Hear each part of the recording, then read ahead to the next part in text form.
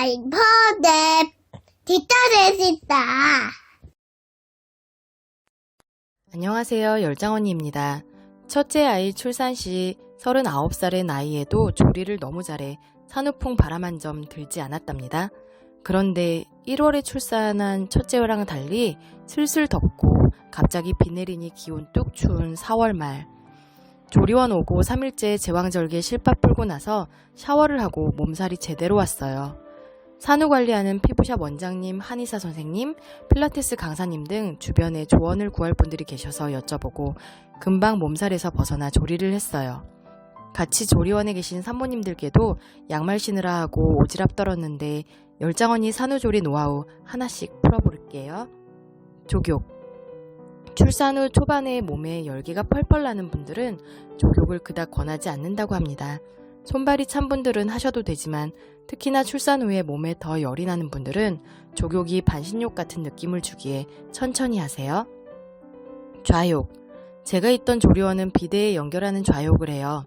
조리원에 따라 쑥 좌운 해주는 곳도 있던데 자연분만이라면 자궁수축과 회음부 절개 회복에도 도움이 되므로 꾸준히 하시고요.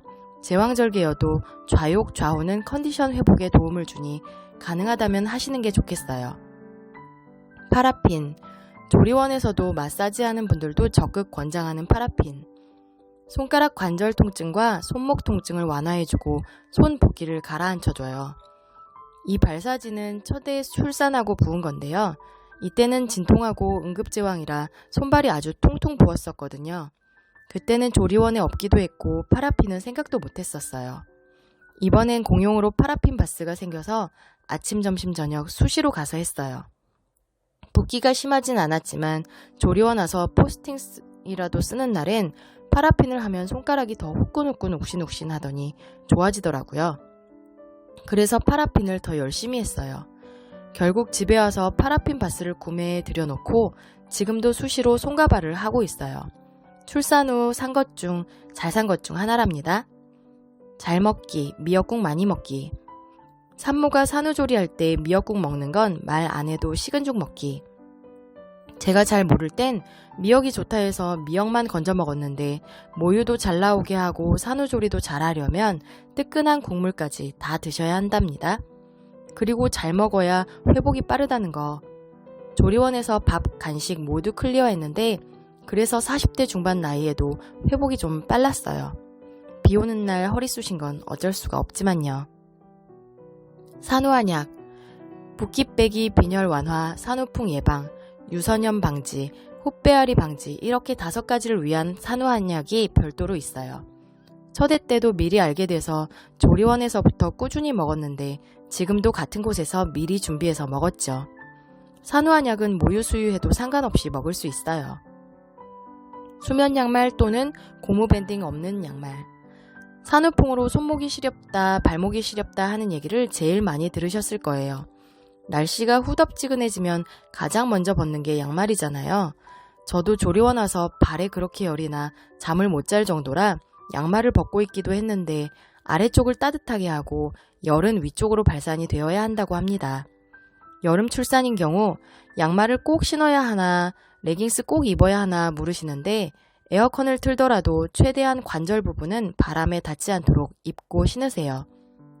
저는 조리원에서 더워도 꼭꼭 신었는데 집 와서 에어컨 틀며 잘 때는 안 신었더니 발목이 간간히 시렵네요. 최소한 산욕기 6주 끝날 때까지는 조심하세요. 실내 온도 체온 조절.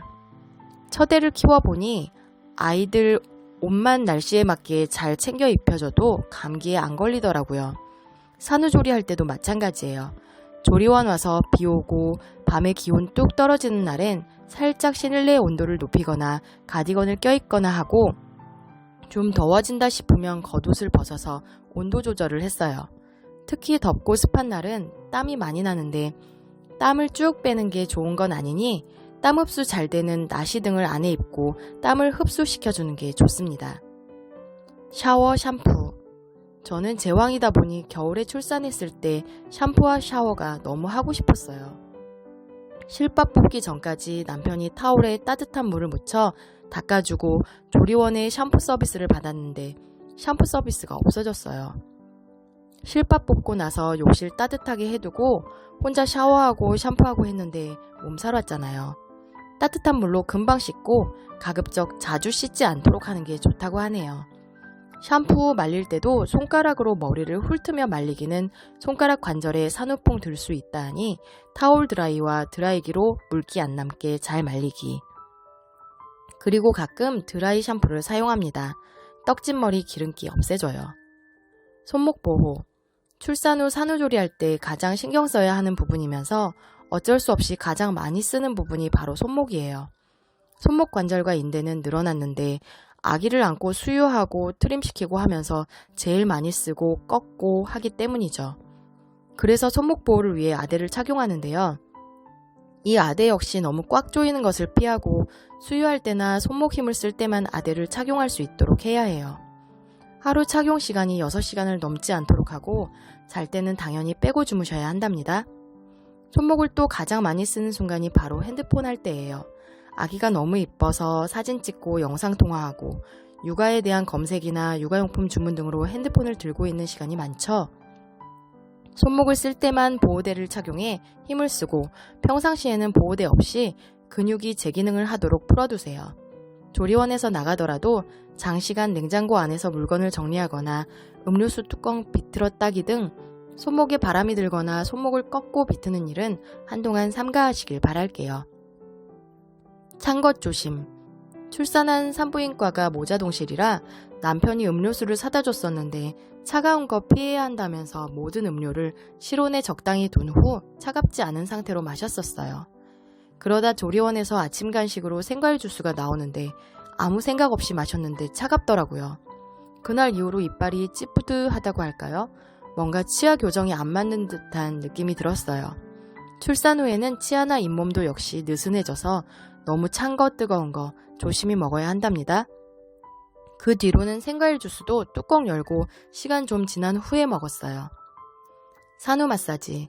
산후에는 관절이 늘어나 있고 체력이 약해져 있는 상태라 전문 산후관리사한테 마사지를 받아야 해요.